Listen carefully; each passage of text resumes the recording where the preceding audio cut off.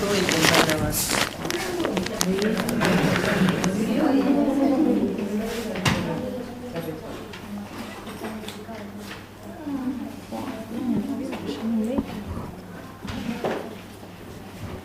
¿Qué fue lo último que vimos, chicos?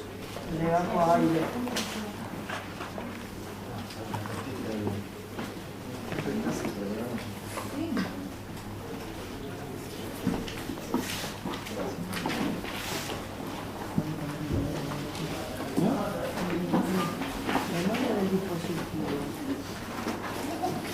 Como el paso de la no tengo nada, una letra, ¿no? Una letra. Ah, está un cuachito.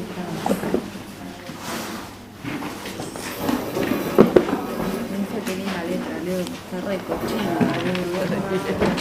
Si se entiende bien. Yo no entiendo ni lo que escribo, tengo que traducir. ¿Sabes tu letra? No, está profusa, pero después lo paso. Pero cuando hago otra cosa. Lo hizo, ¿viste? Viste que el autor escribe.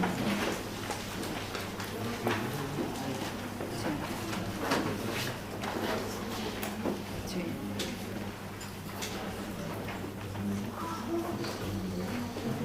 Encima que tiene el sarno lleno y le da por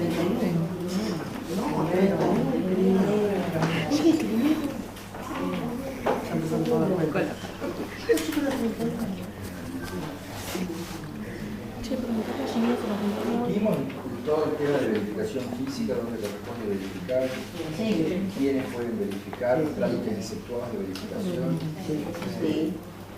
Vimos trámites exceptuados. Verificaciones observadas, RPA y RPM, el plazo de validez de la verificación y el de las pericias, les dije 30 días.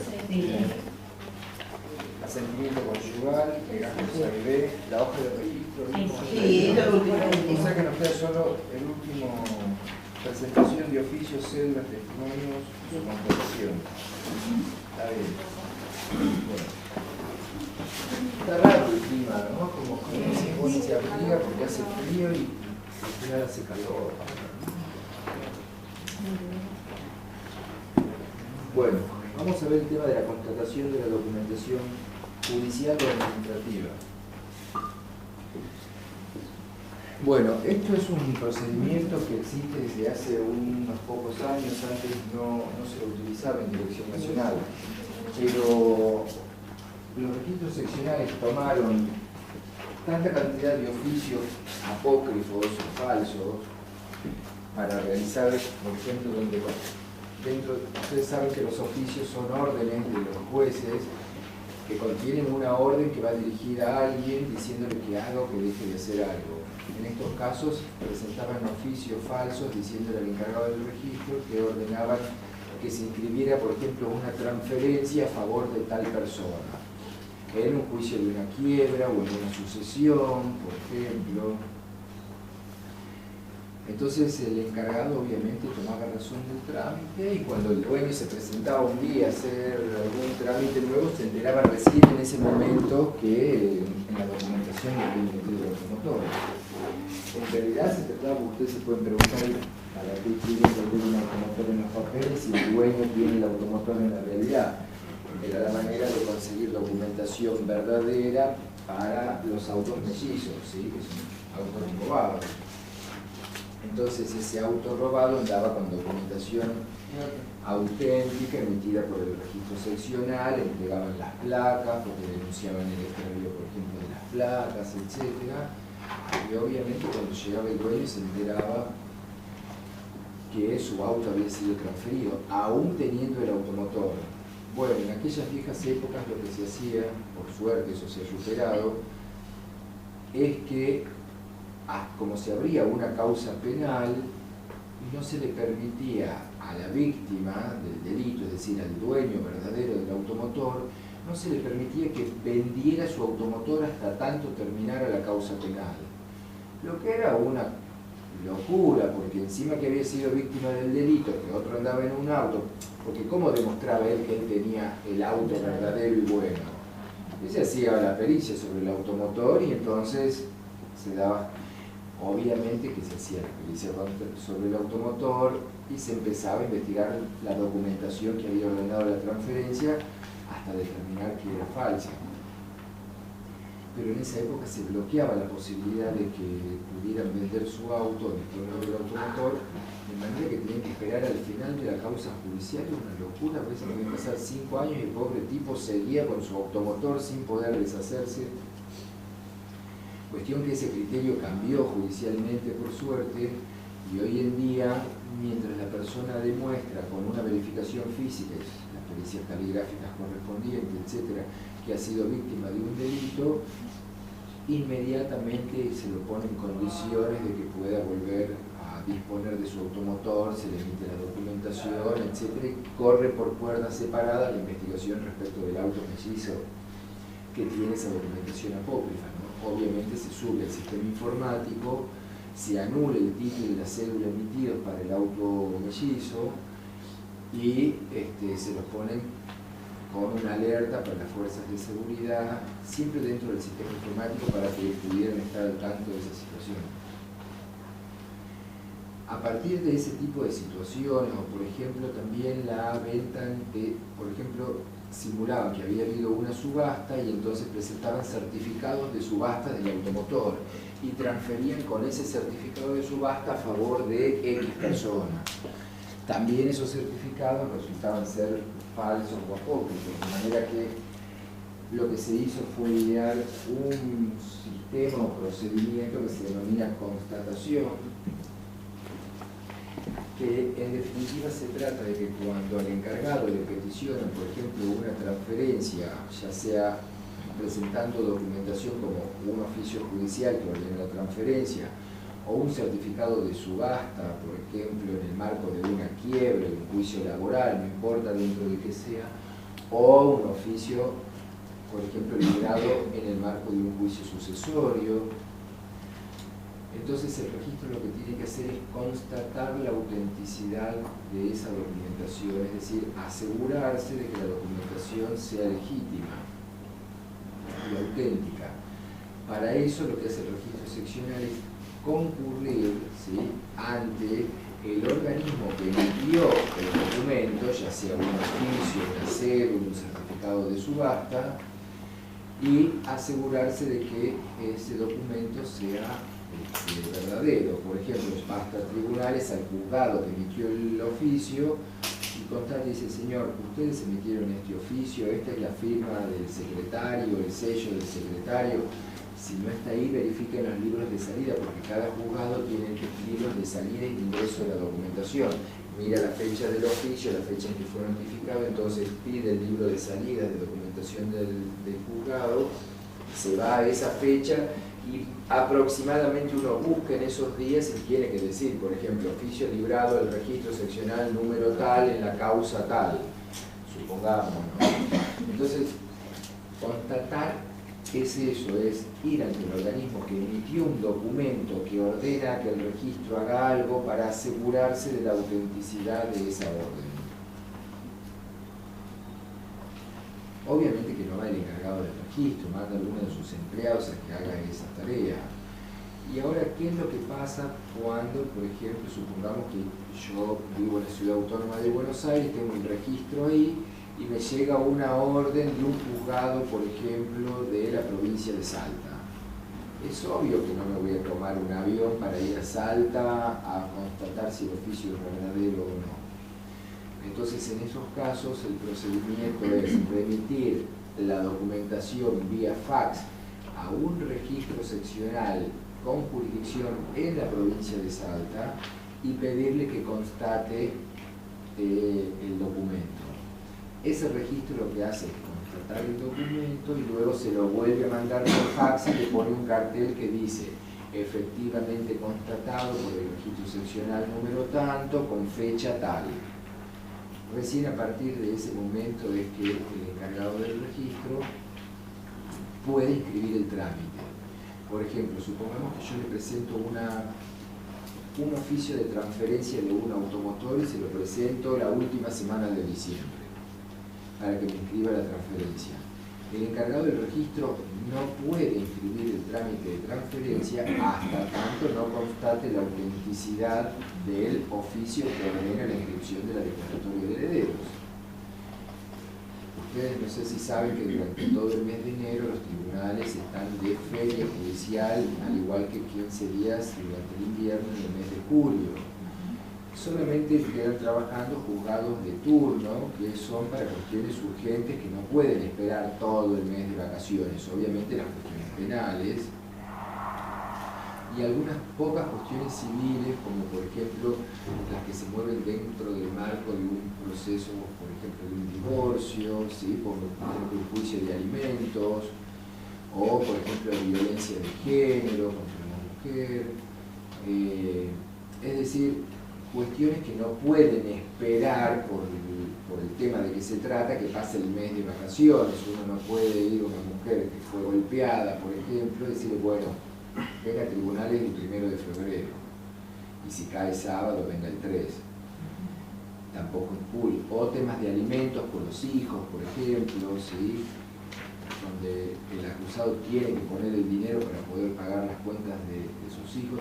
Esas cuestiones siempre son atendidas por los juzgados de turno, pero estas otras que no requieren de urgencias, bueno, esperate hasta febrero, recién ahí vamos a constatar el certificado y vamos. Es decir que esa transferencia duraría un mes porque no la van a poder inscribir hasta tanto el encargado no tenga la seguridad de que el oficio es auténtico, y para eso solamente lo puede hacer mediante la constatación. Ya les dije que si es en otra jurisdicción, requiere que otro registro la haga.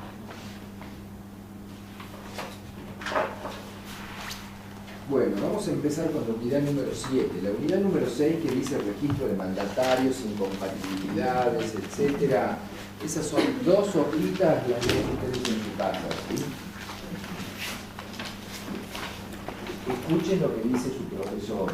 La leen ustedes en su casa, no es para que no la lean, porque las preguntas de examen tienen incluidas esas 2 hojitas que dicen derechos de los mandatarios, incompatibilidades de los mandatarios. Quiero decirles algo, ustedes van a trabajar como mandatarios. Doy por sentado que deben tener una mínima curiosidad por saber cuáles son sus derechos y cuáles son sus obligaciones cuando ejercen la profesión. Porque si no les da la curiosidad para eso, bajemos la persiana y se terminó ya el curso, gente, porque si no les importa qué pueden hacer y qué no pueden hacer una vez que se reciban, 2 hojas son, no es el Código Civil lo que tienen que leer, ni la Biblia, 2 hojitas para saber qué pueden hacer y qué no. Ahora vamos a empezar la unidad de transferencia, ¿sí? De inscripción inicial, y luego vamos a ver transferencia. Yo les voy a entregar los test de evaluación luego.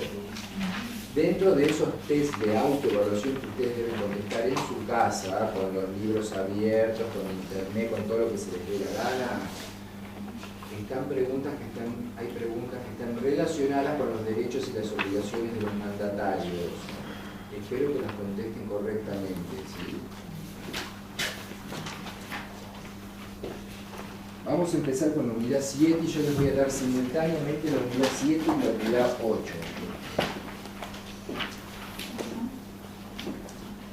Les voy a dar las 2 porque las 2 son de inscripciones iniciales y yo voy a ir saltando de una a la otra para hacerlo más entendible, más pedagógico al tema, porque si no trata primero, por ejemplo, sobre autos nacionales y luego sobre autos importados, vamos a ir haciendo la comparación uno en uno porque resulta de mayor facilidad de aprendizaje así de esa manera.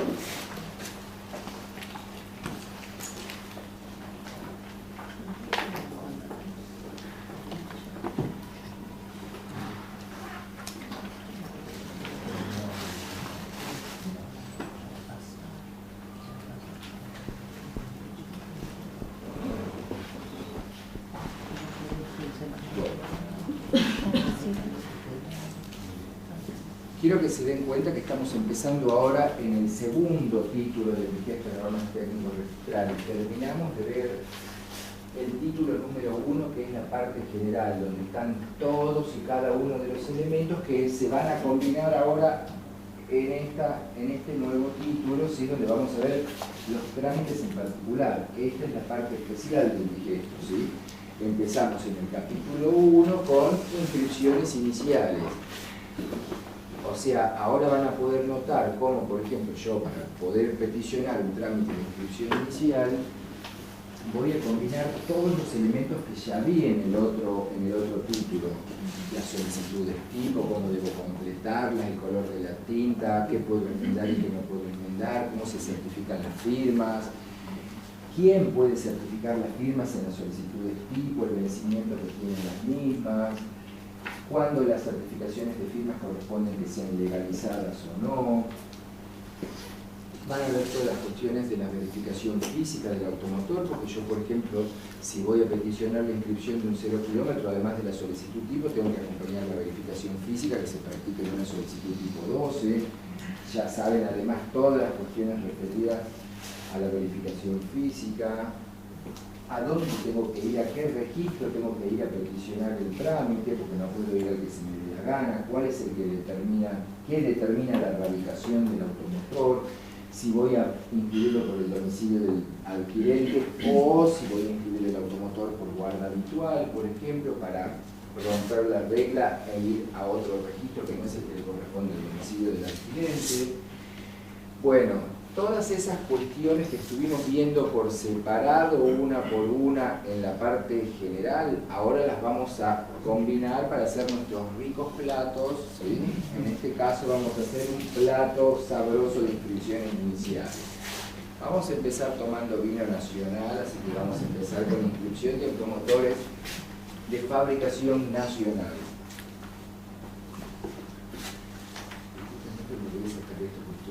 Muriéndome adentro de este suéter.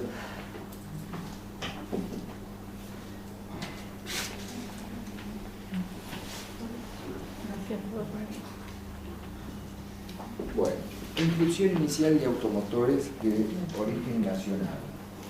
Vamos a ver primero los requisitos que necesito para las inscripciones iniciales, ¿sí? En general, luego vamos a verlas en particular.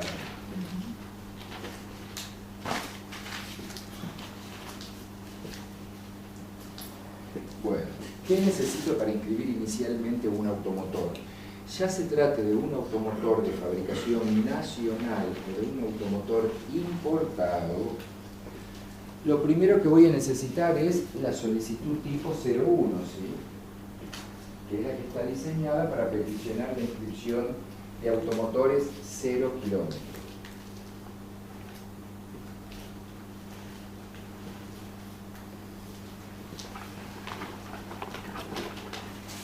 Si lo que voy a inscribir es un automotor de origen importado, es decir, cuyo certificado de origen va a ser en vez de un certificado de fabricación, como se denomina en el caso de los nacionales, cuando voy a inscribir un importado, el certificado de origen se denomina certificado de importación o de nacionalización, es lo mismo.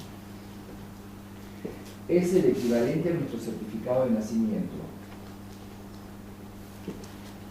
Es decir, cuando la fábrica fabrica un automotor y lo comercializa, entrega el automotor con su certificado de nacimiento, ¿sí?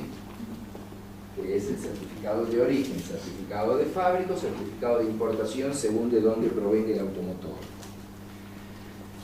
La solicitud tipo 01 tenemos las para automotores nacionales y las para automotores importados. Las voy a distinguir porque la de autos importados tiene una leyenda transversal que cruza la solicitud tipo así, dice importados, ¿sí? También hay 01 para motovehículos. ¿Puedo cambiar las solicitudes tipo 01, por ejemplo, y peticionar la inscripción de una moto con un 01 de autos, o peticionar la inscripción de un auto con una solicitud tipo 01 de moto? Sí. ¿Sí o no? Sí, no. Sí, no. Bueno, sí y no. De autos se puede ir a mucho y... La de Si yo tengo una solicitud tipo de autos, a ver, no es algo automático que llego así con porque en definitiva, ¿cuál es la regla que se aplica? La de motos es más barata que la de autos. Entonces, si yo estoy inscribiendo con una 01 de auto o una moto, es como, bueno, no importa porque de última gasto plata de más, problema de ello. Igual le hago valer la solicitud tipo y le inscribo la moto. Al revés no, porque al ser más barata la de motos es como, no, paga la que te corresponde, no vas a pagar una que es más barata para motos, con esta no te voy a hacer lugar. Pero para eso igual tiene que haber un dictamen de la Dirección Nacional de la Propiedad Automotor, es decir, tiene que haber un dictamen que autorice la inscripción con esa documentación, porque en definitiva no es la que corresponde, ¿sí? Bueno, entonces voy a necesitar, ya dijimos, la solicitud tipo 01 para automotores, o en el caso de motos para motos, o en el de importados para importados, el certificado de origen del automotor. Recuerden los principios que también estuvimos viendo, o sea, con la solicitud tipo hago lugar o ahí se instrumenta lo que se denomina el principio de rogación, es decir, el registro no actúa de oficio, no actúa per se, o sea, por sí mismo, necesita de que un particular, un usuario del sistema registral, le peticione, ¿sí?, que inscriba un trámite determinado. Esa petición, esa rogación que hace el usuario al registro seccional, la va a hacer mediante la utilización de una solicitud tipo 01. ¿Sí? Bueno, entonces tenemos el certificado de origen y la solicitud tipo 01. ¿Qué más necesitamos? La factura de compra.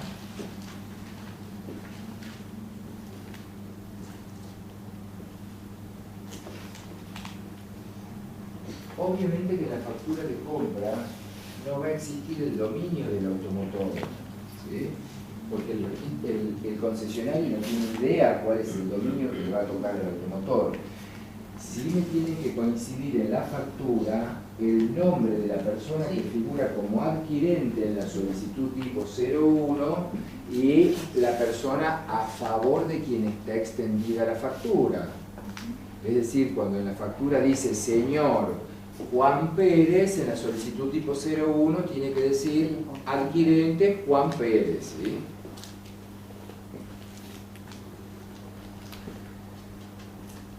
Bueno,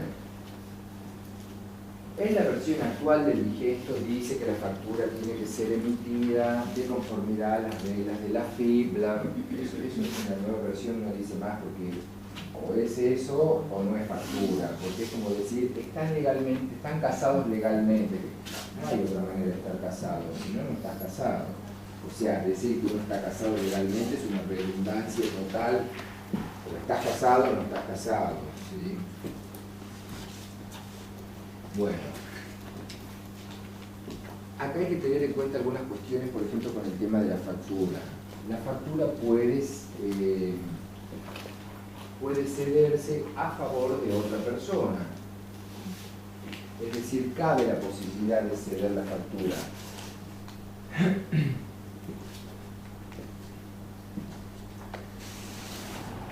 También cabe la posibilidad de que la persona, el adquirente del automotor, haya extraviado la factura.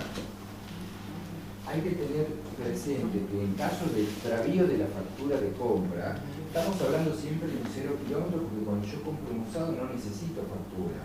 ¿Por qué cuando compro un 0 sí necesito factura y en el usado no? Porque cuando compro un 0 kilómetro, el que me está vendiendo el 0 kilómetro es un comerciante, es decir, está obligado a entregarme la factura. Pero cuando yo compro un usado, puedo no comprárselo a un concesionario y comprárselo a mi vecino, a un amigo, a alguien que no conozco, pero que no se dedica a la compra-venta de autos, solo está vendiendo su auto. Por lo tanto, no ejerce una actividad comercial relacionada con los automotores, ergo no va a emitir una factura, porque es como que yo vaya a vender mi auto y me digan, o a comprar un auto y que yo pida que me den una factura, o que venda mi auto y cuando me lo paguen me diga el que me compre el auto, dame una factura. Sí, yo tengo facturas, Pero mis facturas dicen abogado. ¿Cómo voy a darle una factura a alguien que le vende un auto? No dice ahí concesionario. Es decir, mis facturas son para ser emitidas dentro de la actividad para la que yo estoy registrado. Dice, por ejemplo, que abogado docente, ¿sí? Pero no puedo emitir una factura porque vendo mi auto y decirle, toma acá te entrego, no sé, una factura por los 30.000 pesos que vale mi auto. Entonces, los particulares que no se dedican a la comercialización de los vehículos, es obvio que no van a entregar una factura de venta o de compra cuando vendan la unidad que era de su propiedad. En los 0 kilómetros sí la necesito, porque el que los comercializa necesariamente es un comerciante habitualista, ¿sí? En el caso de extravío de la factura, que puede suceder, se da bastante seguido, tienen que saber que yo no la puedo reemplazar con una fotocopia de la factura legalizada, no puedo, ¿sí? No puede ser una fotocopia, por más que esté certificada por un escribano público, no puedo hacer eso. Está previsto en la nueva versión del digesto, está escrito de esa manera, porque no lo dice en la antigua, en la versión que está vigente hoy en día. Esto lo dice la versión que va a entrar a regir, bueno, si Dios quiere, está previsto para el 1 de diciembre, pero falta que firmen la disposición, bueno, no sé. La fecha que viene en la disposición es para el 1 de diciembre de este año.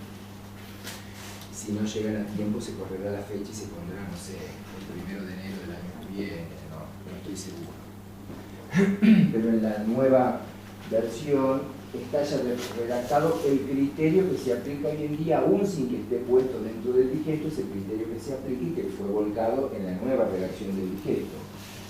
Yo, si extravío la factura, tengo que presentar una certificación hecha por un contador, ¿sí? Una certificación contable que diga que examinó los libros de la empresa vendedora y que de los libros de la empresa surge la operación de compra-venta a favor del señor Juan Pérez que extravió su factura. Porque cuando la concesionaria, además de emitir la factura, surge de sus libros contables, tal auto vendido con fecha tal al señor fulano de tal, ¿sí? Y tiene obviamente puesto el número de chasis, el número de motor que identifica la unidad. Y esa certificación contable, es decir, el contador tiene que tener acceso a esos libros contables, que puede ser el contador de la propia concesionaria, no es que yo tengo que llevar un contador de algún lugar, le digo a la concesionaria, decirle a tu contador que me haga una certificación contable de la que surja que la venta del automotor a mi favor está ahí puesta, ¿sí? Está consignada dentro de los libros. El contador me hace la certificación contable que además tiene que estar legalizada por el Colegio de Graduados en Ciencias Económicas, es decir, la agrupación profesional que nuclea a los contadores. Es decir, que controla la matrícula de los contadores. ¿Se acuerdan que hablamos de lo mismo cuando hablamos de los escribanos? Bueno, es lo mismo acá, es decir, uno se matricula porque el colegio es el que tiene a su cargo el control de la matrícula de sus asociados, es decir, el que respalda porque ya pidió toda la documentación y sabe que esa persona efectivamente es un contador o un escribano o un médico, ¿sí? Entonces necesito certificación contable más la legalización por el Colegio de Graduados en Ciencias Económicas de esa certificación contable. Se use o no se use en la misma jurisdicción, acá no importa eso, no es que si el contador es de Buenos Aires y voy a presentar la legalización en Buenos Aires, no necesito la legalización. Acá no se aplica el criterio de los escribanos, que solo la legalizo si la voy a usar en una jurisdicción distinta. Acá la tengo que legalizar siempre, ¿sí? Profesor, ese ciencia económica que está ubicado en Villamonte, en Paraná. No tengo la menor idea. Casi no sé dónde está mi casa, imagínate. Bueno, pero no es el mismo, porque si lo compran en Zárate, ponele, tiene que hacer en Zárate. No, o sea, vos lo vas a hacer con el contador que tenga la concesionaria. él te va a emitir la certificación y obviamente que depende de qué provincia sea, vas a ir al colegio de graduados en Ciencias Económicas de esa provincia. Hay un colegio por cada provincia, no son departamentales los colegios. Pueden llegar a tener en provincias como Buenos Aires, que son enormes, el colegio tiene sucursales en todos los municipios, ¿sí? Porque si no, imagínate que todo el mundo se tendría que ir a La Plata, entonces tienen una oficinita donde más o menos te ayudan con los trámites y hacer ese tipo de cosas. Bueno, estamos entonces con el certificado de origen, la solicitud tipo y la factura, que ya saben que en caso de extravío tenemos el procedimiento. Ahora vamos a ver cómo se puede transmitir la factura, ¿sí? La factura se transmite por cesión, no por endoso. O sea, ¿por qué estoy hablando de transmitir la factura? Supongamos que de la factura está a nombre de Juan Pérez, pero el que va a inscribir a su nombre la unidad es, no sé, María Vázquez. Entonces, tiene que haber una correspondencia entre quien figura en la factura y quien figura en la solicitud tipo 01. Si va a inscribir a favor de María Vázquez, la factura tiene que estar emitida a favor de María Vázquez, no de Juan Pérez. A fin de salvar este inconveniente, ¿sí?, lo que se puede hacer es ceder la factura, es decir, que Juan Pérez ceda la factura a favor de María Vázquez. ¿Cómo? ¿Por qué la cede y no la endosa? Porque el endoso, ustedes saben lo que es un endoso, es una manera de transmitir un título ejecutivo. Es decir, nunca escucharon decir, por ejemplo, le endosó el cheque para pagarle, bueno, o un pagaré.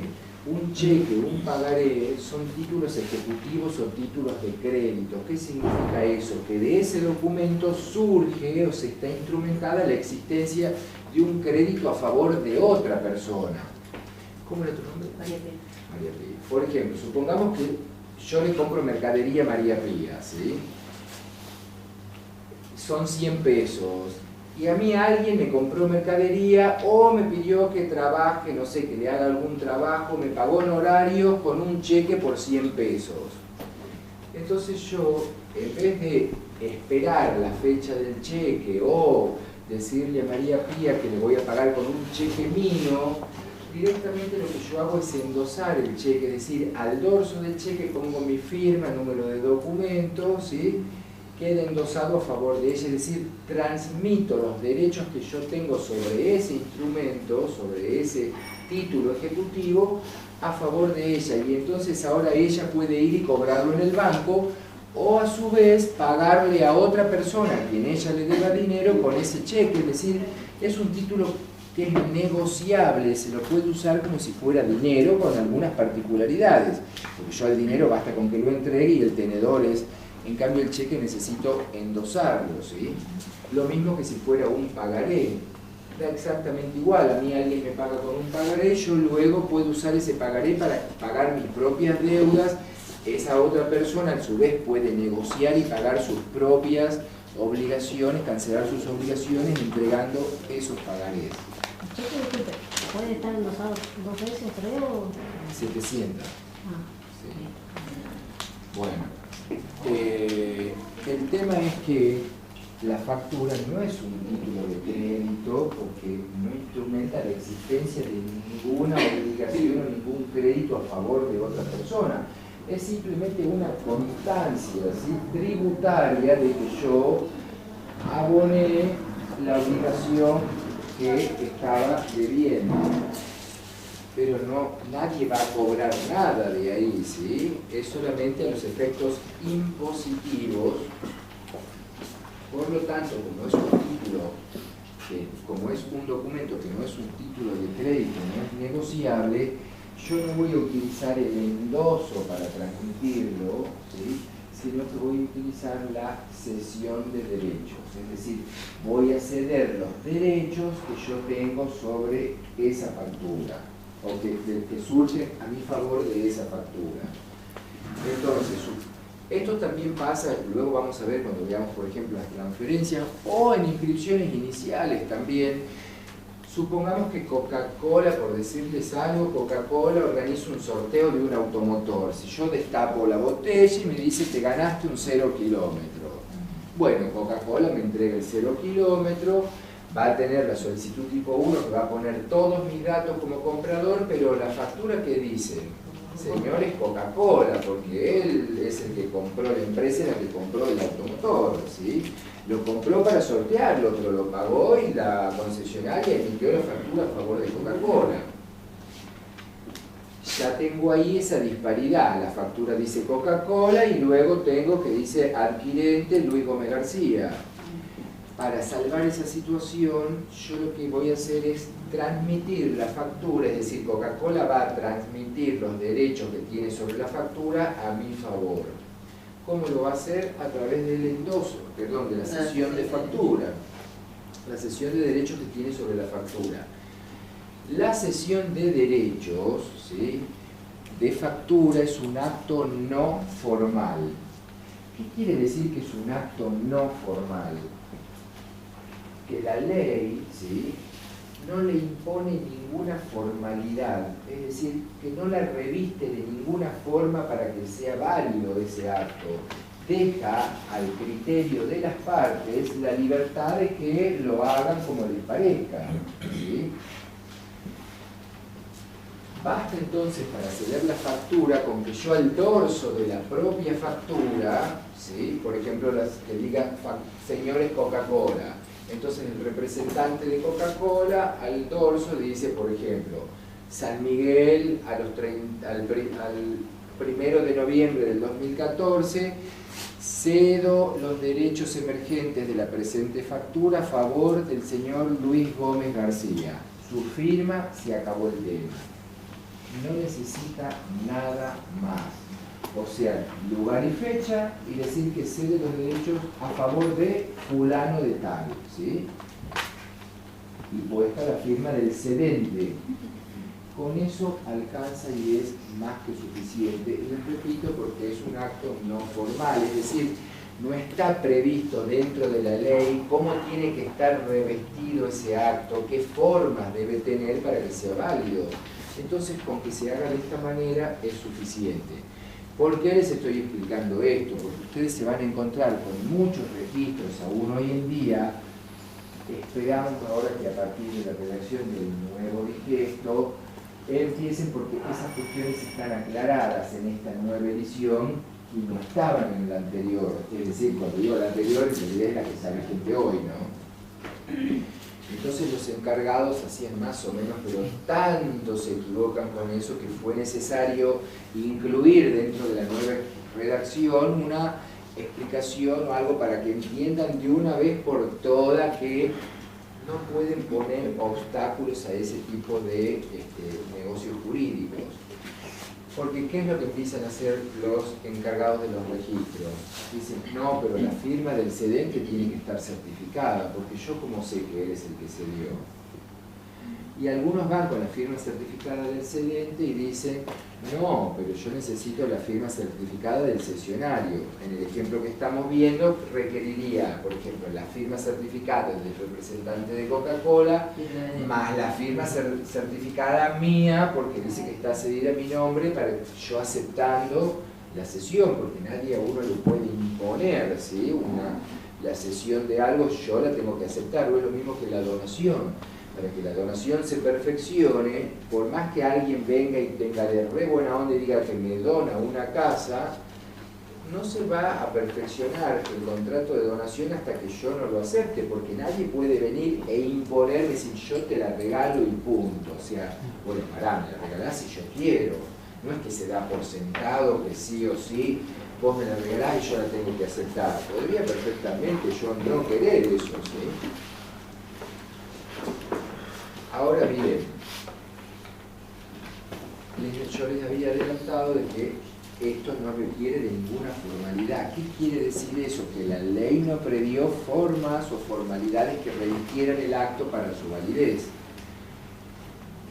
El encargado del registro, cuando observa la petición de un trámite, por ejemplo, supongamos en este caso que estamos viendo la inscripción inicial de un automotor, el encargado cuando observa, en primer lugar, tiene que poner todas las observaciones en un solo acto. No puede decirme hoy que me observa porque me falta, por ejemplo, el quit del comprador, y cuando yo vengo dentro de 10 días con la constancia del quit, me dice, pero también está observado porque la factura no tiene está cedida y no está certificada la cesión. Y cuando yo vuelvo a los 10 días me dice, pero la verificación tiene un error, no puede hacer eso. O sea, el acto de observación es único. Cuando uno peticiona el trámite, el encargado debe analizar todo el trámite y si no encuentra ningún impedimento, inscribe el trámite, es decir, toma razón del trámite. Y si encuentra que falta alguno de los requisitos que trae la receta para fabricar, para cocinar ese plato, me dice, te falta esto, te falta esto, te falta... Todo junto de una sola vez para que yo sepa qué es lo que necesito traer para que ese trámite pueda ingresar definitivamente al registro e inscribirse. Y por otra parte, las observaciones del registro seccional tienen que estar fundadas. No se olviden de eso porque es muy importante. Es decir, cada una de las observaciones que hace el registro debe decir, por ejemplo, le falta tal cosa. ¿Sí? Y entre paréntesis, digesto normas técnicos registrales, título 1, capítulo 7, sección 5, artículo tal, por ejemplo. O, supongamos, falta el asentimiento conyugal. Artículo 1277 del Código Civil, es decir, debe fundar jurídicamente o normativamente cada una de las observaciones a los efectos de que el interesado pueda ver efectivamente que lo que el encargado le está diciendo es verdadero, que pueda asegurarse de eso y proveerlo de las herramientas para que pueda subsanar esa observación, es decir, para que el particular o el usuario del sistema registral pueda remover el obstáculo que le impide al encargado del registro inscribir el trámite que él peticionó. A mí me encantaría ver cómo un encargado de un registro seccional fundamenta la observación cuando pone que la factura requiere de la certificación, la cesión de factura requiere de la certificación de firma, porque si llega a encontrar en algún lugar del mapamundi normativo esa obligación, yo le tengo que decir que le construyo un obelisco a la par del otro que ya está puesto ahí en medio de la avenida 9 de julio. No existe en ninguna parte del ordenamiento jurídico una norma que obligue, ¿sí?, a los ciudadanos a revestir de esa formalidad el acto de la cesión de derechos. El artículo 1184 del Código Civil, ¿sí?, en su actual redacción, dispone y dice qué actos deben ser realizados por escritura pública. Y en la enumeración de esos dice, por ejemplo, dice la compraventa de inmuebles, ¿sí?, menciona una serie. Entre esos dice, por ejemplo, la compraventa de inmuebles, la cesión de derechos hereditarios. Y sigue, pero nunca habla de la cesión de derechos de que no sean hereditarios. ¿Qué quiere decir esto? Que cuando el legislador quiso revestir de alguna forma jurídica un acto, como en el caso de la cesión de derechos hereditarios, la incluyó dentro del 1184, donde la ley dice, estos actos quiero para que sean válidos, que sean hechos de esta manera, es decir, mostró la forma que quería de que uno revistiera ese acto. Por ejemplo, si voy a vender una casa, la ley me dice, no la podés vender con un boleto de compra-venta. En realidad no me dice eso, me dice, para que sea válida la tenés que hacer por escritura pública. Ergo, si la hago por un boleto de compra-venta, no es válida. ¿Qué me da en ese caso el boleto de compra-venta? ¿Nada? Sí, me da algo, me da un derecho personal, pero no adquiero la propiedad de la casa, ¿sí?, que con la escritura sí la adquiero. ¿Qué adquiero con el boleto de compra-venta? En el boleto de compra-venta las partes se obligan a escriturar, es decir, hacen un contrato donde dicen, yo me obligo a firmar la escritura de compra-venta de un inmueble. Es decir, es un derecho, una obligación personal, un derecho personal a la cosa, a reclamar la cosa. Cuando firmo la escritura, ahí transfiero la propiedad del inmueble, ¿sí? Y ahí ya tengo un derecho sobre la cosa, un derecho real de dominio. En el caso de la transferencia, de la cesión de derechos, el legislador la incluyó en el 1184 única y exclusivamente a la cesión de derechos hereditarios. Dice, se deben hacer por escritura pública, cesión de derechos hereditarios. ¿Qué quieren? Les explico así brevemente qué es. Supongamos que se muere mi mamá y mi papá. Yo tengo derechos hereditarios a esa sucesión. Por ejemplo, que me presenten la sucesión, abre el juicio y a decir, bueno, y a denunciar, acá, a denunciar bienes. Acá tengo una casa, un auto, una casita del Mar del Plata, por decir cualquier ejemplo.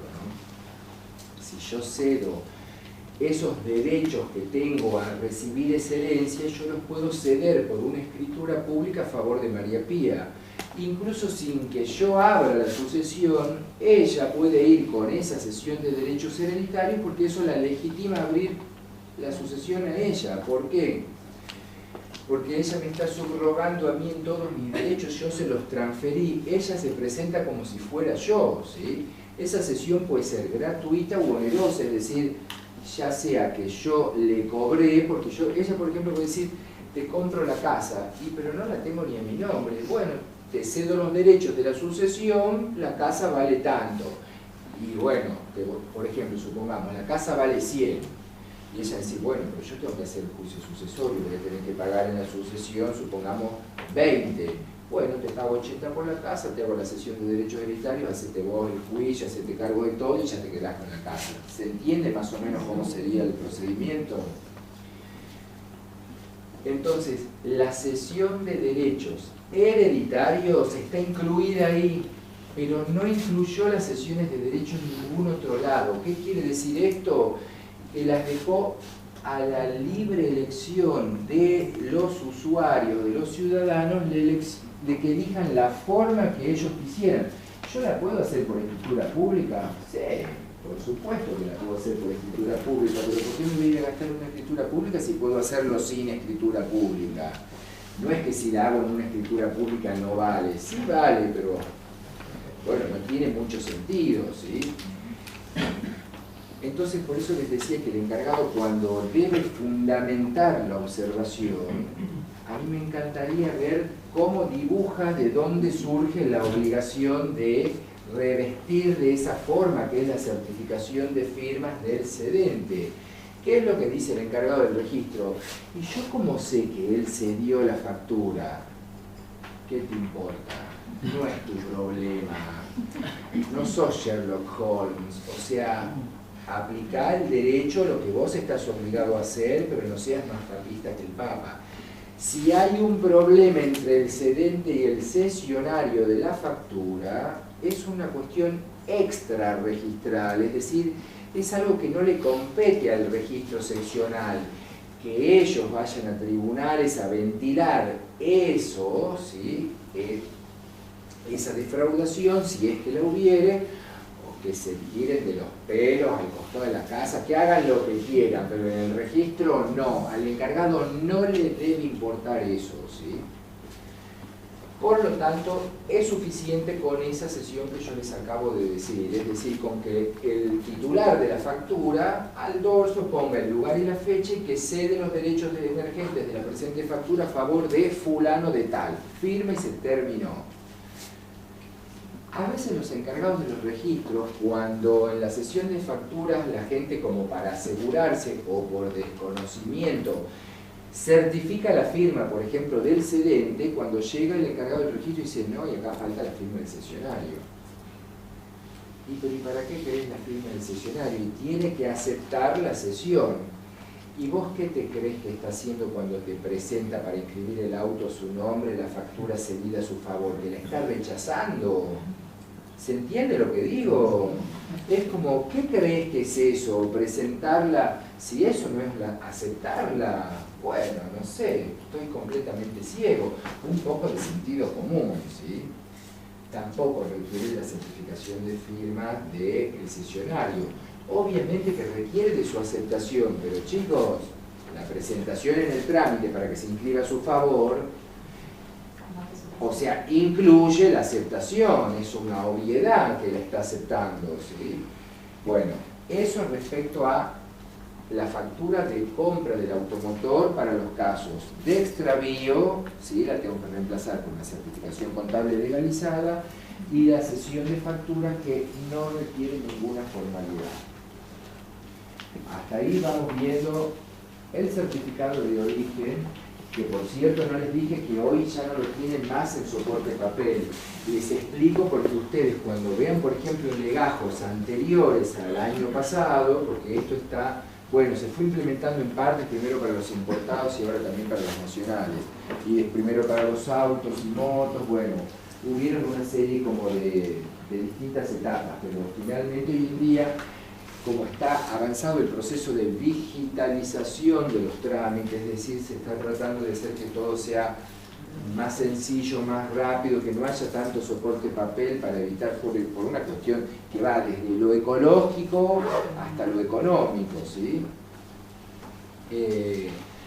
Entonces ustedes van a poder ver en legajos B anteriores, cuando puedan ver la documentación o cuando pidan la consulta de un legajo, van a ver que existen los certificados de fabricación en soporte papel. Entonces, en los nuevos no están más, porque ahora el certificado es digital. ¿Cómo sabe el encargado del registro si el certificado es digital? ¿Cómo va a cobrar, por ejemplo, los aranceles para la inscripción inicial? Porque el concesionario, o sea, el concesionario le manda por la fábrica el certificado, ¿sí? Luego tiene un proceso de validación del certificado que no tiene sentido explicarlo acá porque a ustedes realmente no les importa complicarles la vida eso. Hay un proceso de validación del certificado entre la Dirección Nacional y la fábrica o el concesionario, ¿sí? Luego el concesionario va a poner los datos del certificado, porque antes lo que hacía era entregarle el certificado junto con el auto, darle ese certificado de nacimiento al comprador del auto para que vaya el certificado más la factura más la verificación física para que el usuario vaya, inscriba o le inscribía el propio concesionario. Hoy en día no le entrega más el certificado, pero debe volcar los datos que surgen del certificado, ya sea en la solicitud tipo 01 con la que va a peticionarse la inscripción inicial, o en la factura de compra, es decir, el número del certificado y todos los datos para que el encargado pueda cobrar, fijarse la posición arancelaria del automotor y cobrar el arancel de inscripción inicial como corresponde. Obviamente que cuando ingrese el trámite, el encargado entra al sistema informático y mira en la pantalla y lo constata ahí. O sea, ahí sabe, porque figura el número del certificado con distintas especificaciones, el encargado hace así, lo mira, clic y lo anula en el sistema y dice: este certificado ya fue utilizado en mi registro. Eso es por si usan el mismo certificado para inscribir otro auto, sí, que esté, por ejemplo, robado, pero lo inscriben con ese certificado para darle buena documentación. Al bloquearlo era el certificado dentro del sistema informático, otro registro que ingresara va a poder ver y va a saber que ya fue utilizado ese certificado en la inscripción de otro automotor y por lo tanto no le va a dar lugar a la inscripción, a esa segunda inscripción que alguien pudiera pedir, ¿no? Esto les digo porque si ustedes llegan a trabajar en alguna agencia o algo, o van a inscribirle para un particular un 0 kilómetro, hoy en día ya no van a encontrarse más con un certificado de soporte de papel que ustedes deberían haber llevado el registro. Ahora los datos del certificado están volcados o en la solicitud tipo 01 o en la factura de compra, ¿sí? Y el encargado directamente lo mira en la pantalla. Ya antes de esto, porque ustedes si se fijan, uno de los títulos que tienen dentro de la unidad, esta de la 7, si bien estamos tratando la 7 y la 8, van a ver que dice, por ejemplo, constatación de los certificados de fabricación o de importación. Antiguamente, porque esto está ahí desde antes, así como yo les expliqué hace un rato que uno tenía que ir a constatar la autenticidad de los oficios, de los certificados de subasta, etc., así también había que ir y constatar la autenticidad del certificado para asegurarse que no estaba presentando un certificado apócrifo. Luego, ya no se hacía más la constatación porque directamente lo que hacía el encargado era entrar a la pantalla y comparar el certificado que tenía en soporte papel si era el mismo que aparecía en la pantalla. Hoy en día ya ni siquiera tiene el soporte papel. Solo están volcados los datos en la documentación y él entra a la pantalla y corrobora que los datos se correspondan, ¿sí? Que sean iguales. Por lo tanto, eso de constatar el certificado ya es una recontramil antigüedad que no resiste ningún análisis. Les digo porque van a ver ese título, eso no existe más ya desde antes. De hecho, es una etapa incluso anterior a la anterior a esta era digital. Bueno, entonces hasta acá terminamos con el tema de el certificado de origen. O sea, estamos viendo los requisitos generales para todas las inscripciones iniciales, ¿sí? Certificado de origen que puede ser nacional o importado, la solicitud tipo 01 que puede ser para nacionales o para importados o para motos también, que dicen, las de motos dicen inscripción inicial motovehículos, y la factura de compra del automotor. Y ya vimos cómo se reemplaza la factura para el caso del extravío o robo de la factura, y si yo cedo la factura a favor de otra persona, ¿cuál es la manera correcta de hacer esa cesión? Verificación física, otro de los requisitos.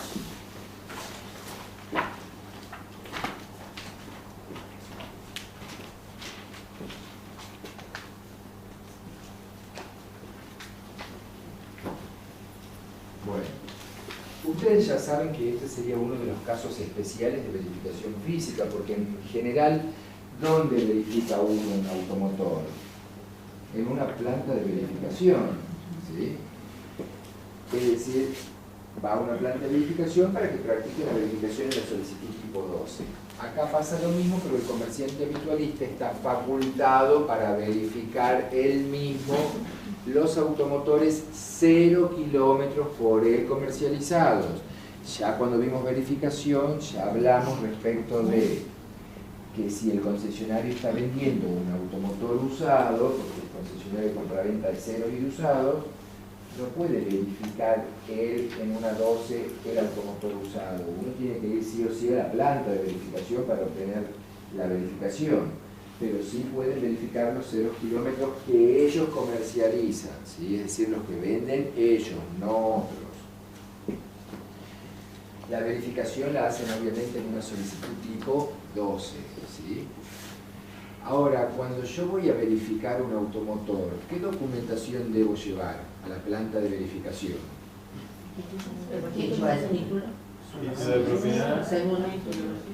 Uno o cualquiera de los dos, no necesito las dos cosas.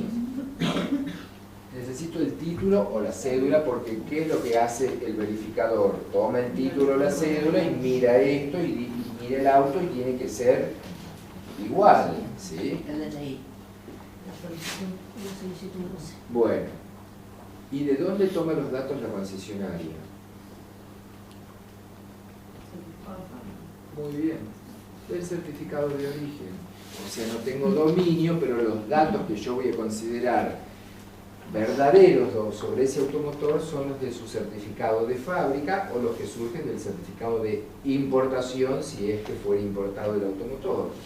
Obviamente no hay dominio, entonces yo no voy a poner el dominio, pero voy a poner automotor marca, motor número, chasis marca, chasis número, tipo del automotor, ¿sí? Y va firmado y sellado por el comerciante habitualista. Bueno, esos son los 4 requisitos esenciales que deben tener todas las inscripciones iniciales: el certificado de origen, la solicitud tipo, la factura y la verificación física, ¿sí? O sea, es la columna vertebral eso que tiene que haber sí o sí dentro de la documentación para la inscripción inicial de un automotor. Ahora vamos a seguir viendo qué otras cuestiones más necesito para peticionar ese trámite.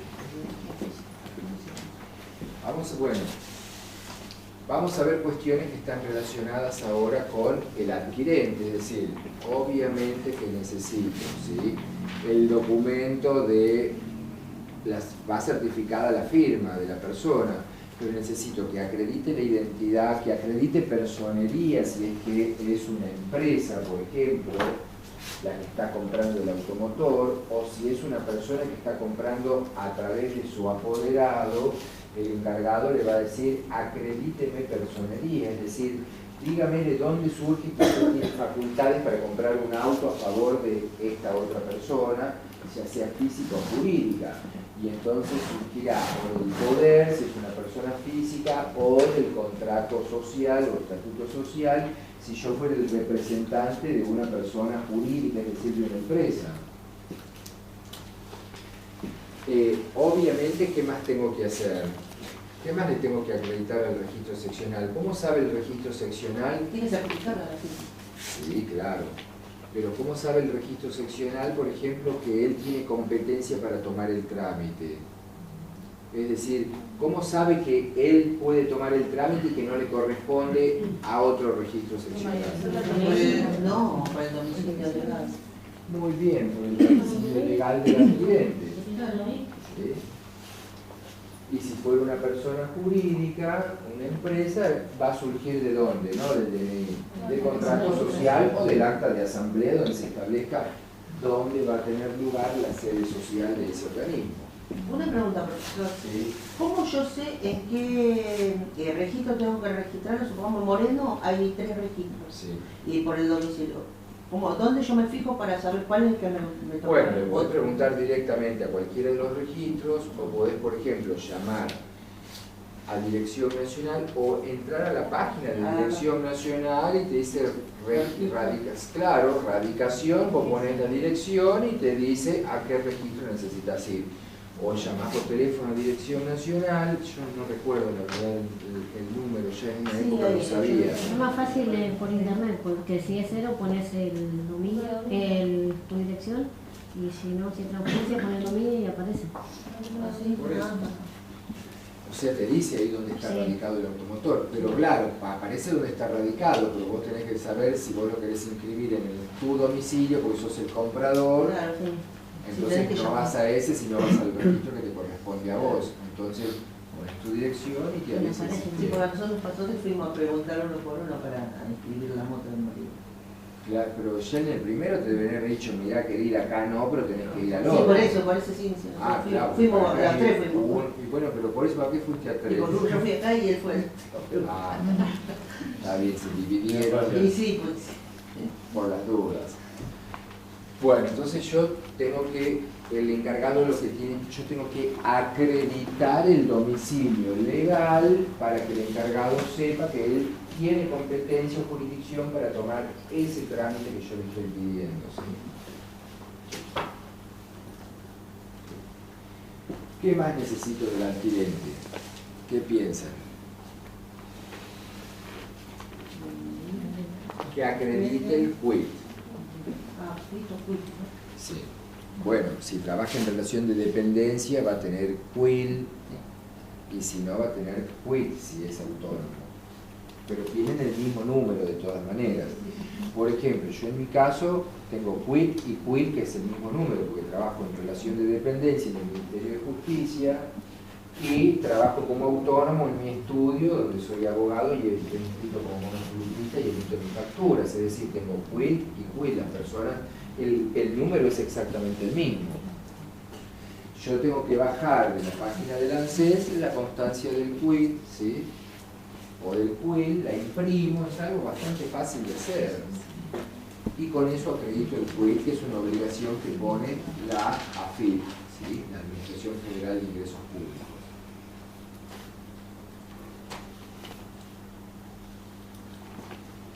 Obviamente declarar el estado civil, que ya saben que es declarativo, y luego voy a tener que acreditar todas aquellas cuestiones u obligaciones que me son impuestas por un organismo que está creado a partir del año 2000, que es cuando se modificó por ley el Código Penal, que se creó lo que se denomina Unidad de Información Financiera, que es el organismo que está dentro de la órbita del Ministerio de Justicia y Derechos Humanos de la Nación, que se encarga de controlar todas aquellas actividades que están relacionadas con el lavado de dinero, el narcotráfico, la trata de personas, ¿sí?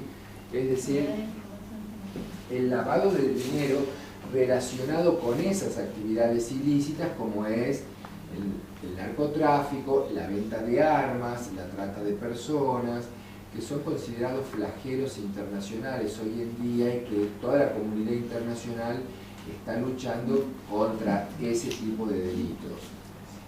En definitiva, de lo que se trata, ¿sí?, cuando hablamos de los controles de la Unidad de Información Financiera, o sea, ¿qué es lo que hace ese organismo? Bueno, a ver, vamos a empezarlo de otra manera. Ustedes no sé si escucharon hablar que la Argentina es miembro del G20. ¿Sí? Es decir, un grupo de 20 que está integrado por 20 miembros, que son 20 estados, ¿sí?, 20 países. Uno de ellos es la Unión Europea, que es como un único miembro, a pesar de que son varios países, o sea, está unificada su personería en un solo miembro, que es la Unión Europea, punto. No están cada uno de los países integrantes, o sea, la Unión Europea más otros 19 países. Ese G20, a los efectos de, por ejemplo, instrumentar u otorgar créditos a los países miembros, además de calificar el riesgo país, etcétera, etcétera, que luego se tiene en cuenta para poder obtener, por ejemplo, créditos o para que, por ejemplo, los empresarios a nivel internacional hagan, por ejemplo, inversiones en la República Argentina, obliga a los países miembros, ¿sí?, a que hagan esta actividad que está relacionada con el control del lavado de dinero. Quien controla todo esto, es decir, que los países miembros del G20 dicten normas internas, o sea, para que se cumplan dentro de su territorio, que están destinadas a evitar este tipo de actividades.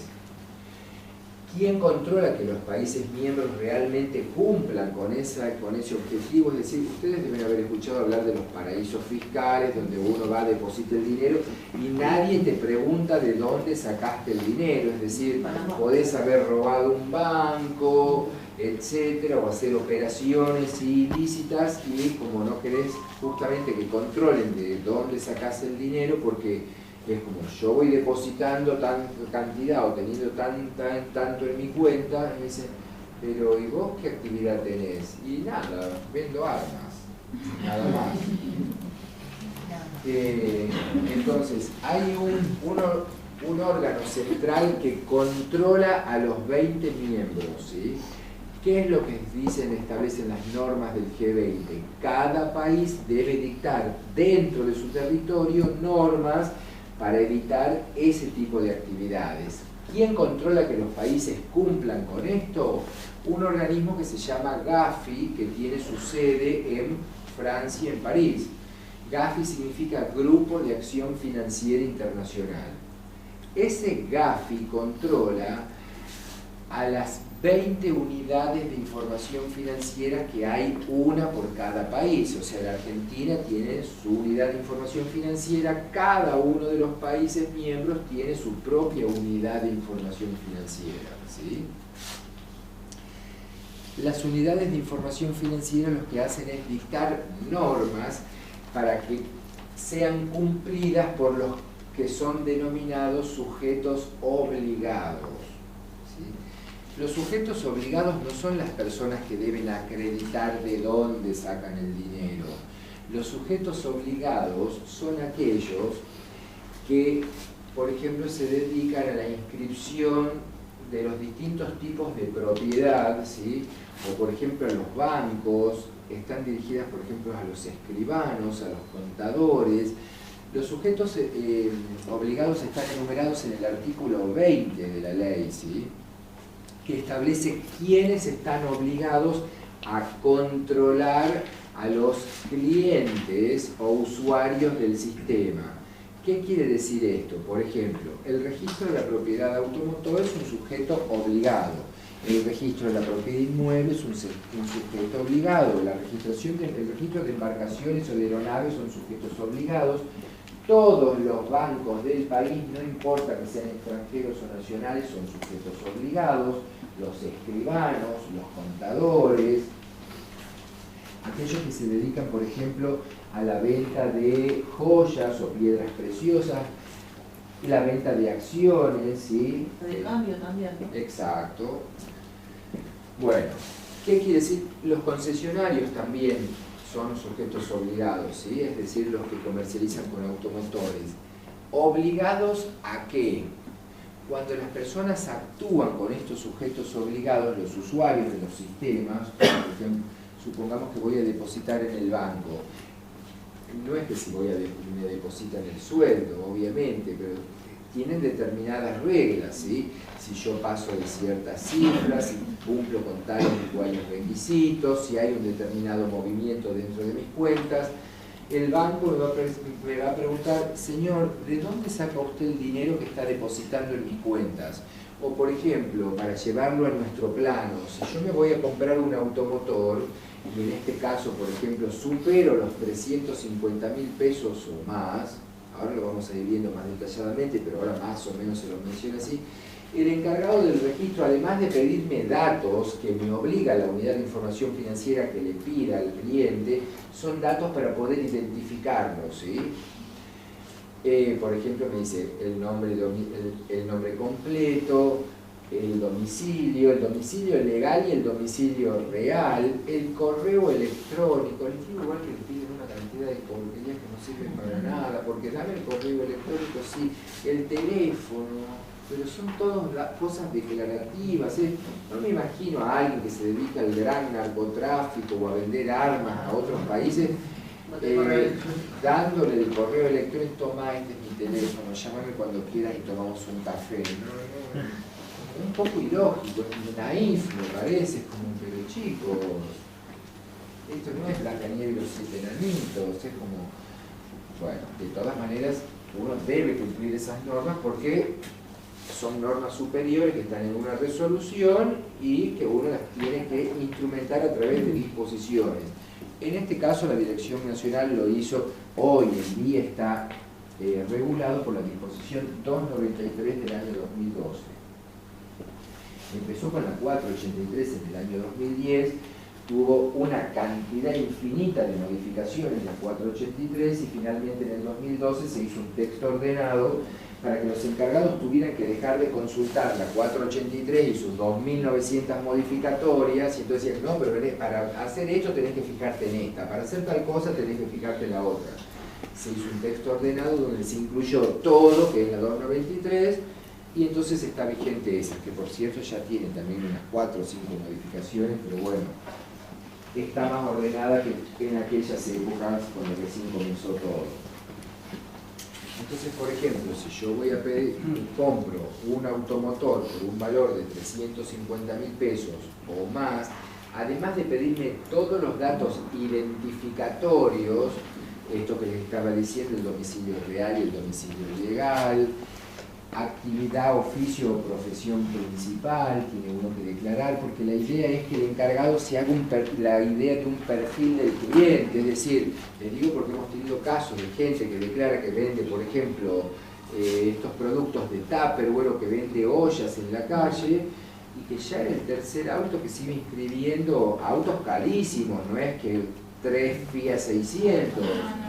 Y en la dirección de su domicilio real, por ejemplo, aparecía en un barrio donde vivía gente casi un poco carenciada, pero el hecho es que no es eso lo que apunta, sino que uno mira así y dice, no pega que una persona que se compró estos 3 autazos dentro del mismo año venda ollas y viva en ese barrio. ¿Se entiende lo que digo? Pero no se trata, quiero que quede claro que no se trata de una discriminación de donde, sino para que los datos se asocia, que se, no se claro, es como para El hacerse número no una cierra. idea del perfil de la persona.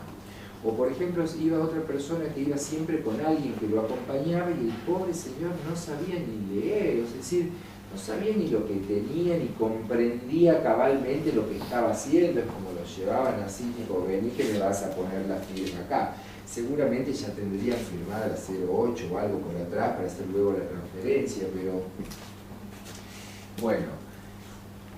Son montones de datos que hacen en la individualización, por ejemplo también el sexo, la nacionalidad, cuestiones que surgen, por ejemplo, los encargados del registro hoy en día observan porque no les ponen el sexo. Pero querido, si dice Juan Ramón Jiménez, ¿qué te pensás que es? ¿Una chica?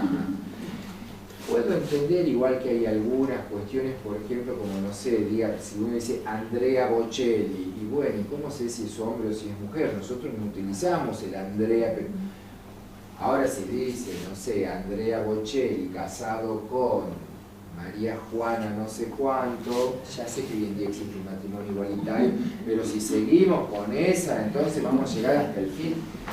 Hay cosas que, y la nacionalidad surge del documento, o sea, si la persona está presentando un documento de identidad que es argentino, es obvio que de dónde es la persona, es argentina.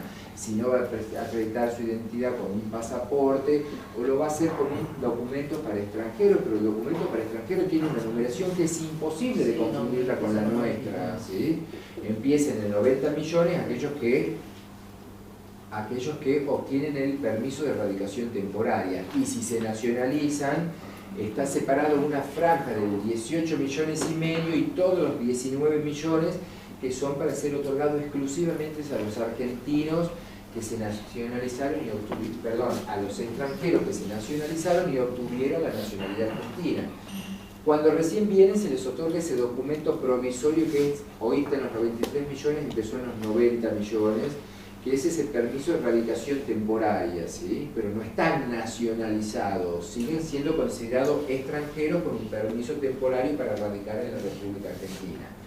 Cuando obtienen la nacionalización hace ya muchísimos años, el registro de las personas separó entre los 18 millones y medio y los 19 todos para otorgarlos solamente a esas personas cuando obtienen la nacionalización. Por eso ustedes van a ver que hay poca gente con ese número de documentos de 19 millones o 18 y pico. Uno casi no tiene conocidos con esos números de documentos porque están separados para los extranjeros nacionalizados. Entonces para el encargado es bastante fácil darse cuenta, porque aparte dice, emitido, autoridad que lo emitió. Y si dice Policía Federal Argentina, ¿de dónde te crees que es? ¿Paraguayo, chileno, español? Es de acá, querido, date cuenta. Es un exceso en el rigor del formalismo, observar un trámite porque no me puso la nacionalidad. Sé más viola, escribí vos la nacionalidad y dale curso al trámite y evitate perder tiempo vos. También están haciendo señas, chicos. Profesor, disculpa, sí. ¿y quit cómo pedís cuando es extranjero? Porque a veces lo querés bajar y no... Y porque no tienen quit. ¿Cómo hacemos para...? Bueno, cuando es un extranjero que no tiene quit ni quid, tiene que presentar, chicos, escuchen porque es para todos. Tienen que hacer un trámite los extranjeros en una de las agencias de la AFIP para obtener lo que se denomina CDI, que es igual para comprar un auto, una casa, etc. ¿Qué es lo que tenés que presentar para esto? Una notita diciendo que sos extranjero, por ejemplo, fulano de tal, con pasaporte número tal, extranjero de origen chileno, por ejemplo, con domicilio en, y entonces pone, por ejemplo, el domicilio del hotel donde está parando, o por ejemplo pone el domicilio de la casa de un amigo, dice por ejemplo, donde tiene que tener un contrato de alquiler o de comodato. Yo tenía una vez un amigo chileno que se quería comprar una casa, por ejemplo, y lo acompañé a sacar su CDI en la DGI, en la FIP, ¿no? Y entonces dicen, no, porque tiene que hacer un contrato, tiene que tener, dice, o la dirección de un hotel, pero él no estaba en un hotel, dice, o tiene que tener un contrato de alquiler o un contrato de comodato donde se establezca que él está viviendo en una casa domiciliada acá. Listo, préstame una hoja en blanco y una lapicera, se lo hice el contrato de comodato, 5 renglones en 2 segundos, digo, acá tenés el contrato de comodato. Pero eso, decime qué es lo que tiene, qué le falta, porque yo lo acabo de hacer, pero explícame vos qué es lo que le falta al contrato. Está todo, están las firmas, no requiere certificación alguna. Sí, lo vieron, obvio. Me iba a mover de ahí. Me entregaron el CDI, ¿sí? Y con ese CDI es con el que pudo hacer la compra del departamento que él necesitaba hacer en ese momento. Bueno, con eso se reemplaza el quit o el quit en el caso de los extranjeros, con esto que se denomina CDI, que es un código de identificación, ¿sí? Eso significa CDI, que se le dan a todas las personas que son extranjeras.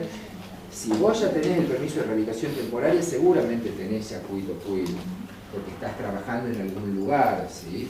Entonces ahí no lo necesitas. Pero ¿qué pasa en el caso de alguien que viene y que se quiere comprar un auto y que es extranjero? Bueno, de esa manera lo reemplaza. Chicos, tomen su café y ahora seguimos con lo de la unidad de información financiera en unos minutos.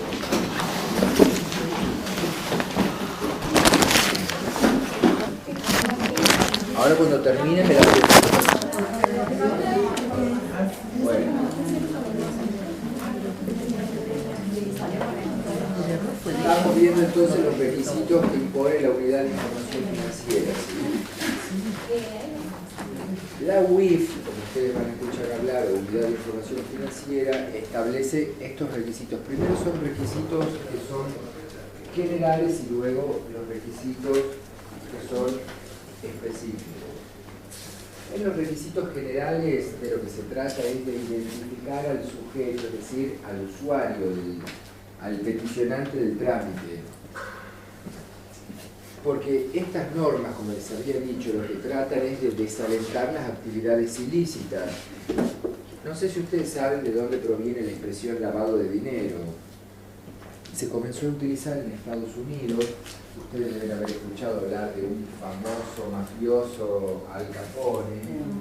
Bueno, entonces este señor, además de dedicarse al narcotráfico, a la venta de armas, etc., tenía una cadena de lavaderos automáticos en Nueva York. Entonces, cuando él ingresaba todo el dinero que obtenía de sus actividades ilícitas, de vender droga, armas, etc., cuando tenía que declarar ante el fisco de dónde sacaba él ese dinero, él decía que el dinero surgía de sus negocios de lavaderos automáticos.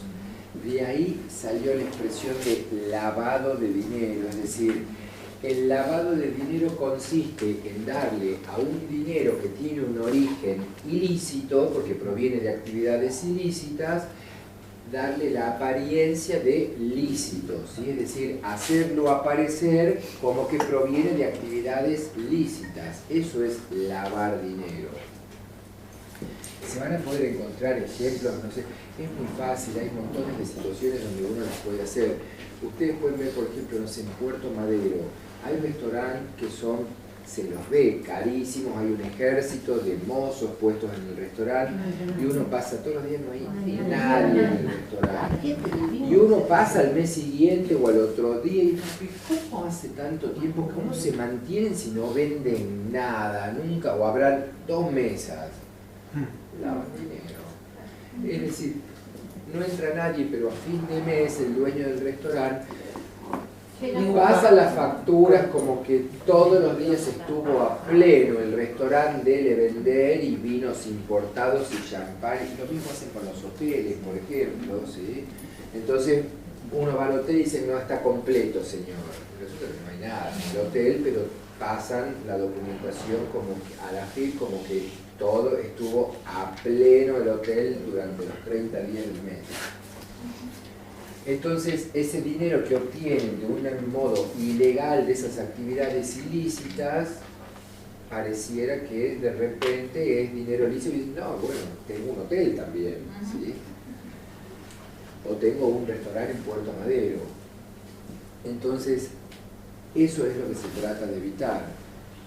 cuando una persona compra bienes, en este caso, en el caso de los registros de la propiedad automotor, ¿sí? Además de pedirle, por ejemplo, todos los datos para la identificación personal, es decir, para hacerse un perfil del cliente que tiene que ver con esto que les decía, el nombre, bueno, había cosas que ya estaban desde antes, obviamente en solicitudes tipo, ¿no? El nombre, el domicilio legal, ellos pidieron el domicilio real, oficio, actividad, profesión o actividad principal, el sexo y la nacionalidad. En una época pedían, en el caso de las personas jurídicas, cuánto eran las ganancias anuales que tenía, la facturación anual, bueno, una serie de cosas que después se fueron derogando porque no tenían mucho sentido. Esto que les decía, el teléfono, un correo electrónico, no sé, qué sé yo, falta que pidan el Facebook también. Porque la idea de ellos es que si encuentran una persona o detectan una persona realizando estas actividades, tienen que ir al domicilio real para poderlo encontrar ahí. O mandarle un mail, señor, preséntese a declarar porque estamos pensando que usted está delinquiendo y lavando dinero. Luego vienen los controles más fuertes, que son los que están referidos a cuando una persona... Nos vamos a olvidar de todo lo anterior porque ir viendo todas las reformas no tiene ningún sentido. Nos vamos a concentrar en lo que está rigiendo hoy en día. Para que una persona tenga que acreditar de dónde sacó el dinero con el que compró el automotor, es necesario que haya alcanzado, ¿sí? Que haya inscrito a su nombre o en su beneficio un automotor por 350.000 pesos o más. Es decir, si vale menos que esto, yo no tengo que acreditar de dónde saqué el dinero. Solamente pongo todos los requisitos de los controles generales, el nombre, el domicilio legal y real, quit o CDI, sexo y nacionalidad. Bueno, todo lo que vimos, el teléfono, la dirección de correo electrónico, la actividad principal o profesión. Bueno, si yo alcanzo, supero los 350.000, además debo presentar documentación que acredite el origen del dinero. Esa documentación está enumerada en la disposición 293.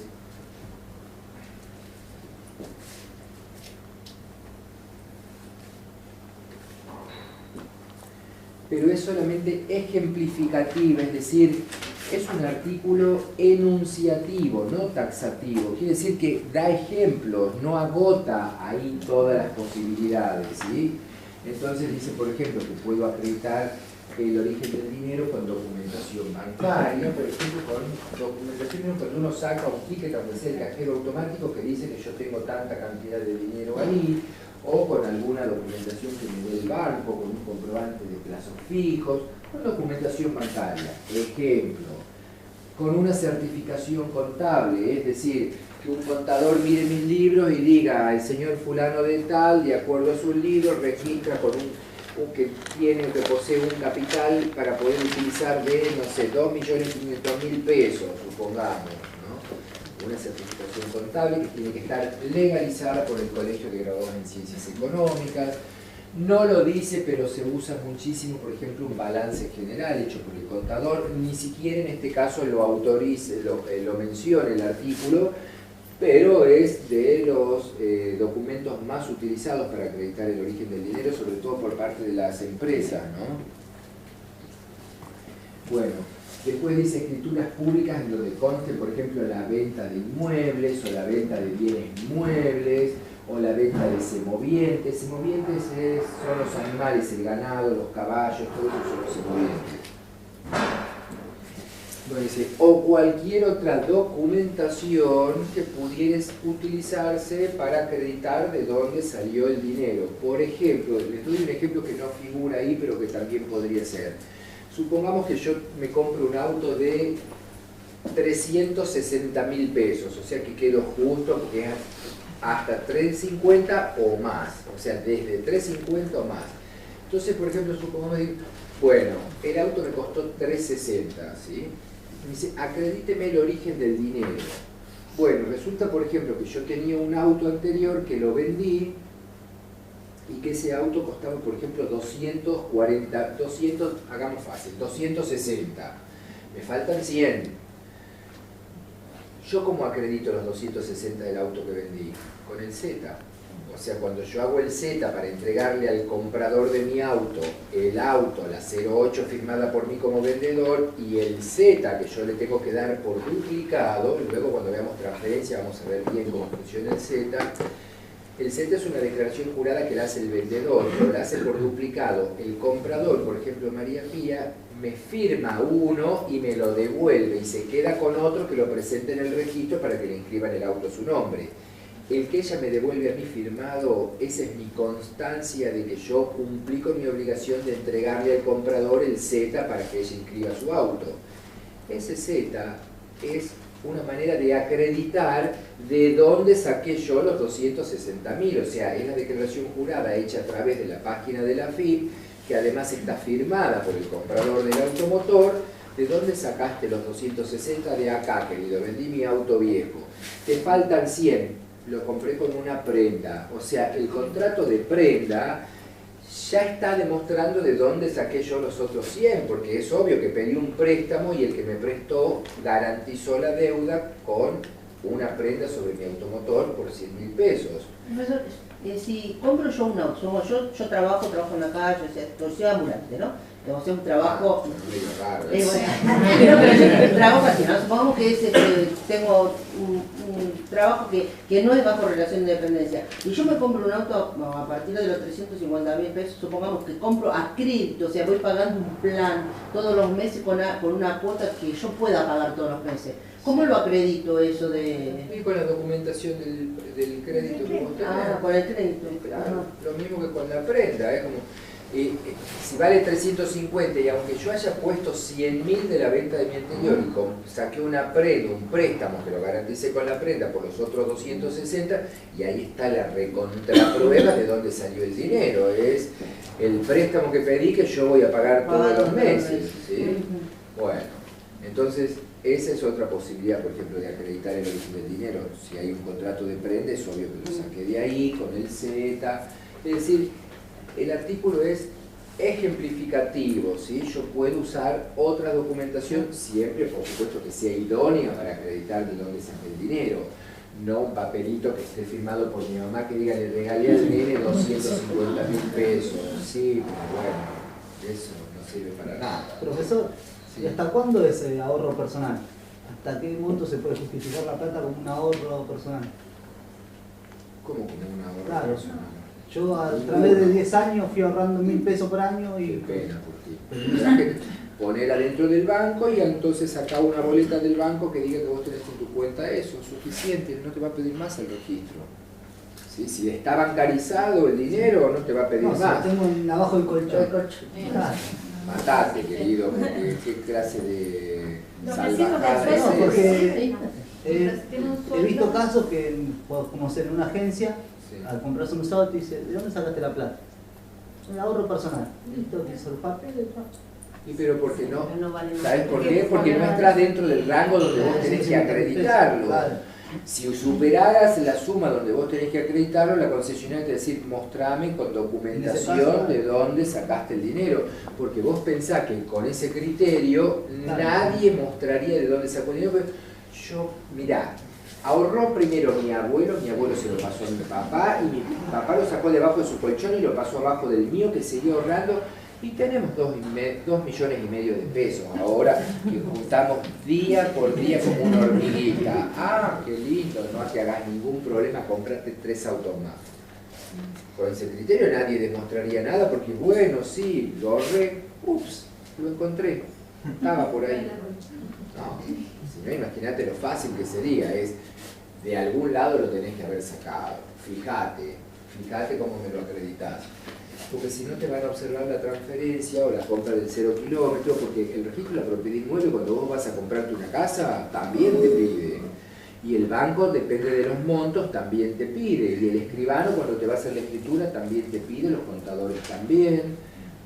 los registros de armas, los registros de derechos, o sea, todos los lugares donde las embarcaciones, por ejemplo, o las aeronaves, o sea, cada vez que vos vas a comprar un bien o vas a comprar, por ejemplo, joyas o acciones que cotizan en bolsa, tenés que acreditar de dónde sacaste el dinero para hacer esas compras. Porque Siempre por arriba de los 350. no, eso es solamente para automotores, es un precio que está pensado para autos, porque imagínate que una casa, 350.000 pesos, estás hablando de $35.000, cualquier rancho con una antena parabólica arriba ya cuesta eso.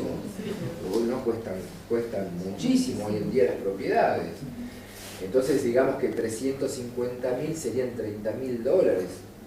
Un terreno allá lejos te compras con eso, ¿sí? Ahí el terreno, para instalar la carpa. Bueno, entonces les decía que la idea es desalentar esas actividades, porque ¿qué es lo que sucede? Si yo me dedico al narcotráfico, a la venta de armas, a financiar el terrorismo, a la trata de personas, que son, en definitiva, lo que se quiere evitar es que se cometan ese tipo de delitos. Yo tengo el dinero de esas actividades. Si cuando yo quiero usar ese dinero para comprarme bienes o servicios, quienes me los brindan me dicen que yo primero les acredite de dónde saqué el dinero, y yo no puedo demostrar eso, entonces no puedo usar mi dinero, porque si no me cae la UIF encima, los fiscales de la UIF a investigarme, etcétera, por las operaciones sospechosas de lavado de dinero, ¿sí? ¿Para qué voy a realizar esas actividades si luego cuando yo quiero usar el dinero no lo puedo utilizar, porque no lo puedo ingresar al mercado comercial porque me dicen que muestre de dónde lo saqué? A ver, chicos, igual hay tantas maneras de hacerlo, realmente. Después le hacen problema a un pobre desgraciado que se compra un Fiat 600, no sé, empiezan y decime la nacionalidad, querido, porque si no te observo el trámite, pero nene, ponele ahí que es argentino, se acabó, dale curso al trámite, es un Renault 12, no pasa nada. Bueno, ustedes ya saben cómo funciona. El que se robó la gallina marcha preso, y el que se robó el pozo de petróleo, ese es un capo. Admirado por toda la sociedad, además dicen, qué bravo, yo aplaudo, qué bien la hace. Después, cuando hay un pobre infeliz que roba una billetera, lo quieren linchar y tirarlo en pedazos al río. El que se lleva los millones de dólares, que realmente es quien provoca perjuicios importantes a la sociedad, que viaje como está vestido impecable, anden a... ¡Qué bien la hizo! Ojalá yo fuera así, qué suerte. No, la sociedad está completamente chiflada. Después por una billetera con 20 pesos quieren linchar a alguien. Igual yo entiendo que ambas cosas son punibles, pero digo, es completamente desproporcionado el enojo y todo, es como solo porque se lo ve. Lo que pasa, chicos, es que la gente confunde mucho, por ejemplo, las carencias económicas, la pobreza o la fealdad, asocia todo eso con la delincuencia, cosa que es absolutamente falso, completamente falso. En general, la gente humilde son todas personas trabajadoras que se esfuerzan por mandar a sus hijos a la escuela, hacen lo que pueden en medio de los medios con lo que cuentan para poder vivir dignamente. Y en general las personas más pobres son bastante, en el carácter, digo, son bastante de que los que las contratan para el trabajo no las tengan en trabajos registrados, no les respeten sus derechos, los maltraten, los hagan trabajar más horas de las que corresponden. En general sucede eso. Son muy pocos en realidad los que se dedican a delinquir y además que se los ve delinquiendo, ¿sí?